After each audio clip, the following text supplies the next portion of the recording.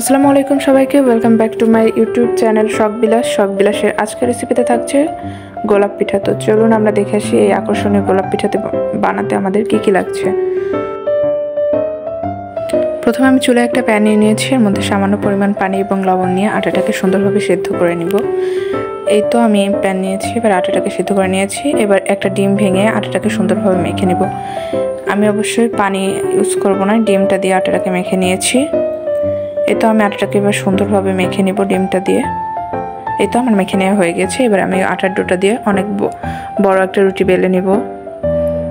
এই তো আমি আটার ডোটা সুন্দরভাবে রুটিটা বেলে নিচ্ছি। এবার আমি এটাকে ছোট ছোট করে কেটে নিব রাউন্ড শেপে। এভাবে আমি রুটির চারদিকে কেটে নিয়েছি, সুন্দরভাবে রাউন্ড শেপে কেটে নিব সবগুলো। এই তো আমি এটাকে কেটে নিচ্ছি চারদিক থেকে। এই তো আমি সবগুলো কেটে নিয়েছি। এবার আমি এটাতে গোলাপ পিঠা বানাবার মাঝখানে একটা ফোল্ড করে নিয়েছি।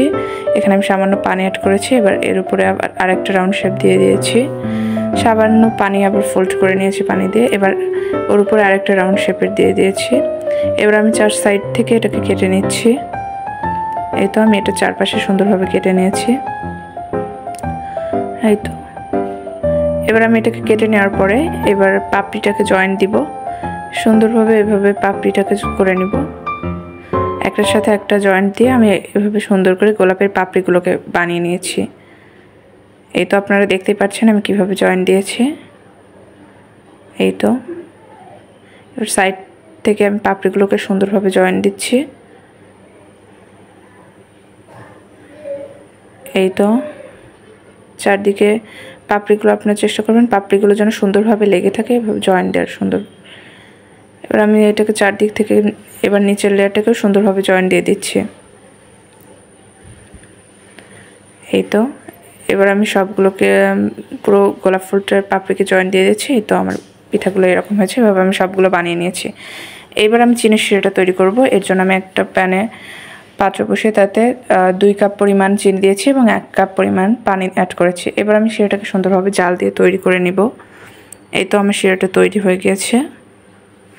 এবার আমি একটা কড়াইতে সামান্য তেল নিয়েছি। এটা যেহেতু আমি ডুবো তেলে ভাজবো, এই জন্য আমি একটু বেশি করেই তেল নিয়েছি। এবার এক এক করে সব গোলাপ পিঠাগুলো আমি এর মধ্যে ছেড়ে দিব।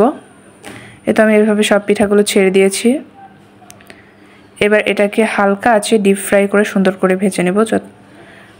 যখন এটা হালকা লালচে আঁচ চলে আসবে তখন আমি এটাকে আবার উঠিয়ে ভেজে নিয়েছি। এই তো আমার এমন কালার এসেছে। এবার আমি এটাকে শিরায় ভিজিয়ে নিয়েছি। এই তো শিরা থেকে তুলে নিয়ে এটা সার্ভ করলেই রেডি হয়ে যাবে আমাদের ইজি এবং আকর্ষণীয় গোলাপ পিঠা। তো আমাদের রেসিপিটা ভালো লাগলে অবশ্যই চ্যানেলের সাথে থাকবেন। নতুন নতুন ভিডিও পেতে চ্যানেলটি সাবস্ক্রাইব করবেন এবং ভিডিওটি দেখার জন্য ধন্যবাদ। আল্লাহ হাফেজ সবাইকে।